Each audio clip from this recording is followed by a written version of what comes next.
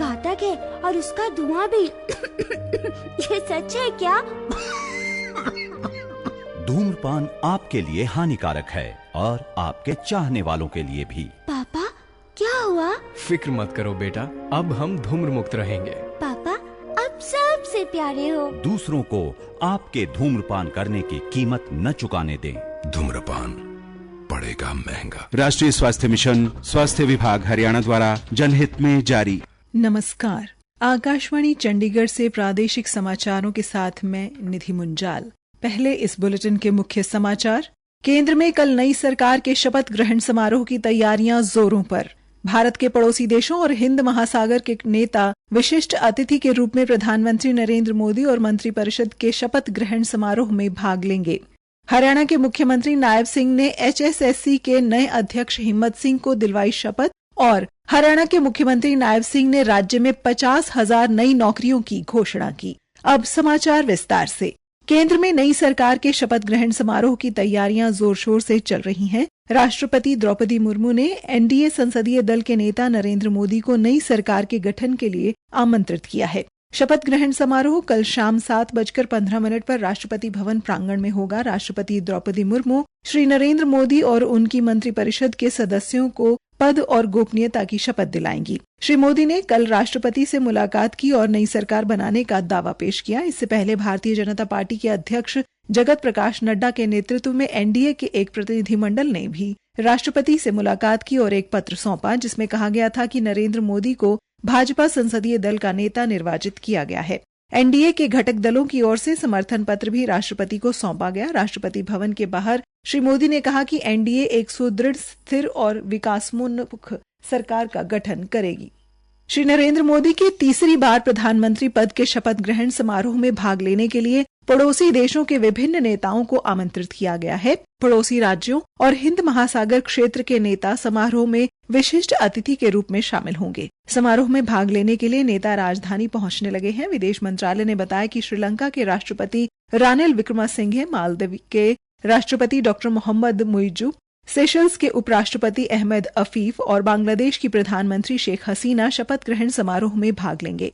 Mauritius के प्रधानमंत्री प्रविंद कुमार जगनोत, नेपाल के प्रधानमंत्री पुष्प कमल दहल प्रचंड और भूटान के प्रधानमंत्री शेरिंग तोब्गे भी समारोह में भाग लेंगे। ये नेता राष्ट्रपति द्रौपदी मुर्मू द्वारा कल शाम आयोजित भोज में भी शामिल होंगे। प्रधानमंत्री नरेंद्र मोदी के लगातार तीसरे कार्यकाल के शपथ ग्रहण समारोह में विश्व नेताओं की उपस्थिति भारत की पड़ोसी प्रथम नीति और सागर दृष्टिकोण को दी गई सर्वोच्च प्राथमिकता को दर्शाती है। राष्ट्रपति द्रौपदी मुर्मू और प्रधानमंत्री नरेंद्र मोदी ने रामोजी राव के निधन पर शोक व्यक्त किया है। पद्म विभूषण से सम्मानित श्री राव का दृष्टिकोण सामाजिक उत्थान में निहित था। राष्ट्रपति ने उनके परिवार और शुभचिंतकों के प्रति संवेदना व्यक्त की। इनाडू ग्रुप और के संस्थापक और मीडिया की जानी मानी हस्ती रामोजी राव का आज सुबह हैदराबाद में निधन हो गया। वे 87 वर्ष के थे। हरियाणा के राज्यपाल बंडारू दत्तात्रेय ने श्री चेरुकुरी रामोजी राव के निधन पर गहरा दुख व्यक्त किया और हैदराबाद में श्री राव के पार्थिव शरीर पर अपनी श्रद्धांजलि अर्पित की। प्रादेशिक समाचार आकाशवाणी चंडीगढ़ से प्रसारित किए जा रहे हैं। हरियाणा के मुख्यमंत्री नायब सिंह ने आज हिम्मत सिंह को हरियाणा कर्मचारी चयन आयोग यानी कि HSSC के नए चेयरमैन के पद की शपथ दिलवाई। मुख्यमंत्री की उपस्थिति में हिम्मत सिंह ने निष्ठा, पद व गोपनीयता की शपथ ली और कहा कि वे आयोग की गरिमा को बनाए रखते हुए ये सुनिश्चित करेंगे कि सरकारी नौकरियों में पारदर्शी और योग्यता के आधार पर चयन हो और यही उनकी सर्वोच्च प्राथमिकता रहेगी। हिम्मत सिंह HSSC के अध्यक्ष नियुक्त होने से पहले हरियाणा महाअधिवक्ता कार्यालय में अतिरिक्त महाअधिवक्ता के रूप में कार्यरत थे। मुख्यमंत्री नायब सिंह ने हिम्मत सिंह को बधाई दी और आशा व्यक्त की कि वे अपनी नई जिम्मेदारी को पूरी निष्ठा से निर्वहन करेंगे और राज्य के युवाओं की आकांक्षाओं पर खरा उतरेंगे। उन्होंने इस बात पर बल देते हुए कहा कि सरकार ने अपने कार्यकाल के दौरान बिना किसी भेदभाव के पूरी तरह से योग्यता के आधार पर नौकरियां दी हैं और ये पारदर्शी भर्ती प्रक्रिया भविष्य में भी जारी रहेगी। उन्होंने कहा कि ग्रुप C और ग्रुप D श्रेणी के पदों के लिए सामाजिक आर्थिक मानदंड के तहत अतिरिक्त 5 अंक देने पर पंजाब और हरियाणा उच्च न्यायालय के हाल ही में दिए गए निर्णय के बारे में पूछे जाने पर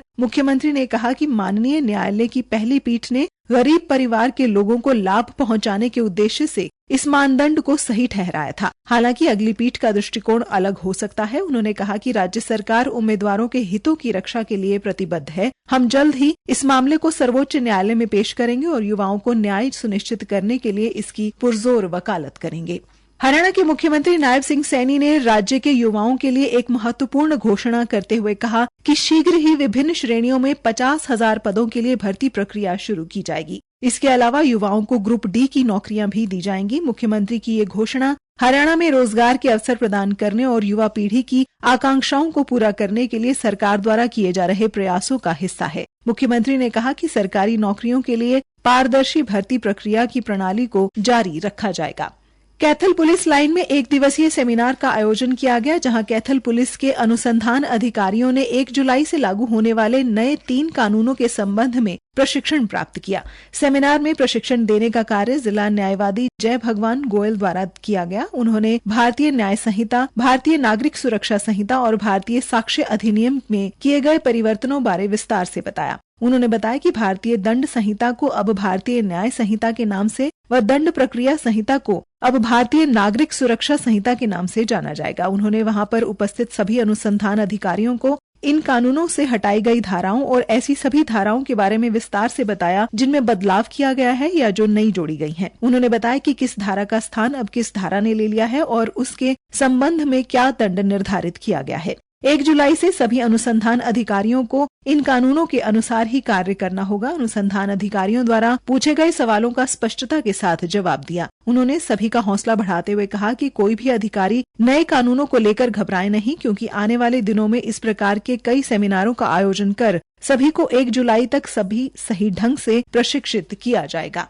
हरियाणा के नागरिक उड्डयन मंत्री डॉक्टर कमल गुप्ता ने हिसार में मुख्यमंत्री आगमन की तैयारियों के मद्देनजर हिसार एयरपोर्ट की व्यवस्थाओं का निरीक्षण कर अधिकारियों को आवश्यक दिशा निर्देश दिए। डॉक्टर कमल गुप्ता ने बताया कि आगामी 20 जून को विभिन्न परियोजनाओं का उद्घाटन और शिलान्यास करने के लिए मुख्यमंत्री हिसार एयरपोर्ट पर आ रहे हैं और हिसार एयरपोर्ट से जुड़े जिन प्रोजेक्ट का कार्य पूरा हो चुका है उन कार्यों का उद्घाटन करेंगे। हरियाणा एयरपोर्ट डेवलपमेंट कॉर्पोरेशन के चेयरमैन का कार्यालय एटीसी टावर की बिल्डिंग में बनकर तैयार हो गया है। उन्होंने बताया कि महाराजा अग्रसेन एयरपोर्ट पर रनवे, कैटाई, ATC, GSC area, PTT, link taxi, apron, fuel room, basic स्पिट, पैरामीटर रोड और बरसाती ड्रोन बनाने का कार्य लगभग पूरा हो गया है। हवाई जहाजों के ट्रैफिक कंट्रोल के लिए बनी एटीसी टावर की बिल्डिंग का निरीक्षण भी उड्डयन मंत्री द्वारा किया गया।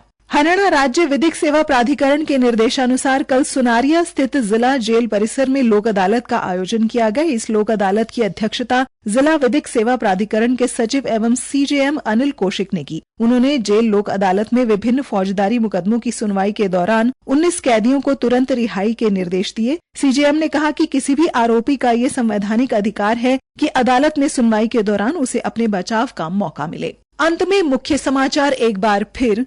केंद्र में कल नई सरकार के शपथ ग्रहण समारोह की तैयारियां जोरों पर। भारत के पड़ोसी देशों और हिंद महासागर क्षेत्र के नेता विशिष्ट अतिथि के रूप में प्रधानमंत्री नरेंद्र मोदी और मंत्रिपरिषद के शपथ ग्रहण समारोह में भाग लेंगे। हरियाणा के मुख्यमंत्री नायब सिंह सैनी ने HSSC के नए अध्यक्ष हिम्मत सिंह को दिलवाई शपथ और हरियाणा के मुख्यमंत्री नायब सिंह ने राज्यों में 50,000 नई नौकरियों की घोषणा की। इसी के साथ ये समाचार बुलेटिन समाप्त हुआ। नमस्कार।